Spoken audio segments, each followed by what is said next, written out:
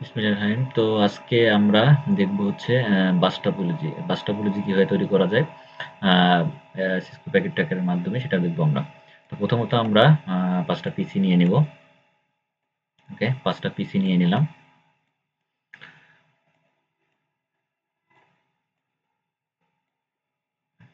আচ্ছা, ৫টা পিসি আমাদের নেওয়া হয়ে গেছে।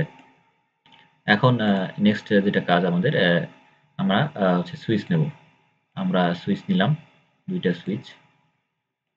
আচ্ছা, তো তারপরেরটা হচ্ছে যে আমার হচ্ছে সুইচটা প্রথমত কানেক্ট করে দেবো আরকি। সুইচগুলো কানেক্ট করে দেবো। আমরা অটোমেটিক তার নিলাম, ওয়্যার নিলাম, কানেকশনস নেওয়ার পরে এখান থেকে আচ্ছা এটা সিলেক্ট হয়নি, সিলেক্ট করলাম। এর পরবর্তীতে কাজ হচ্ছে আমার হচ্ছে এক এক করে পিসি গুলো এই আমার রাউটারগুলোর সাথে যুক্ত করে দেওয়া।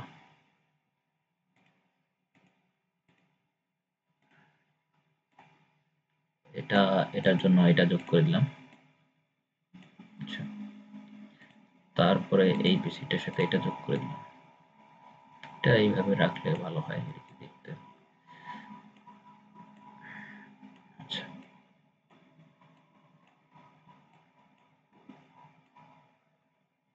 আচ্ছা, এখন আমরা দেখতেছি যে এইগুলো কমলা কালার থেকে ধীরে ধীরে সবুজ কালার হয়ে যাচ্ছে। তার মানে বুঝতে হবে যে এখানে আমার হচ্ছে পিসি গুলো হচ্ছে কনফিগার হচ্ছে।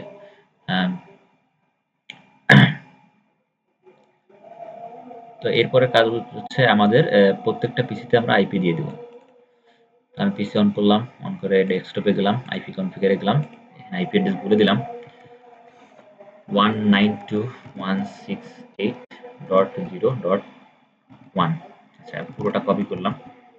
কপি করার পর এইখানে আমার হচ্ছে নেম আছে, নেমটা চেঞ্জ করে দিলাম। আর এখানে বললাম ডিফল্ট গেটওয়েতে সবগুলো 10 করে দিলাম। আচ্ছা, এখন আমার পিসি 2 তে ওইটা কাজ করব। ডেস্কটপে যাবো, কনফিগ যাবো, কনফিগে আমি এখানে 2 করে দেব। আর ডিফল্ট গেটওয়ে আমার হচ্ছে 10 10 10.10।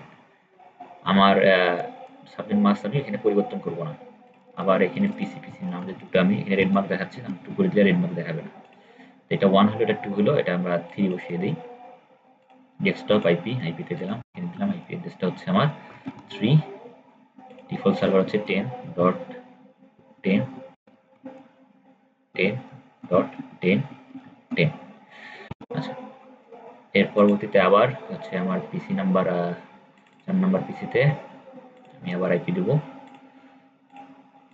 এখানে দেবো হচ্ছে 4। এটা ডিফল্ট গেটওয়ে হবে 10.10.10.10। আচ্ছা, তারপর এটা হচ্ছে আমার ডেস্কটপে আবার যাবো, তারপর বলে দেবো এখানে এটা 5। আর এখানে আমরা দেবো 10.10.10.10। এখন আমি চাইলে একটা কাজ করতে পারি, আমি এখান থেকে পিসির নামগুলো চেঞ্জ করে দিতে পারি। এখানে পিসির নামগুলো দিলাম, এর দাম হচ্ছে 4, আর এইখান থেকে দিলাম 5। আচ্ছা, এরপর যদি আমি এখন মেসেজ দিই এখান থেকে এখানে, আমার মেসেজ কিন্তু সাকসেসফুলি সেন্ড হয়েছে। আবার এখান থেকে এখানে দিই, তাও মেসেজ সাকসেসফুলি সেন্ড হয়েছে। আবার যদি এই এখান থেকে এখানেও দিই, তাও মেসেজ সাকসেসফুল হয়ে গেছে।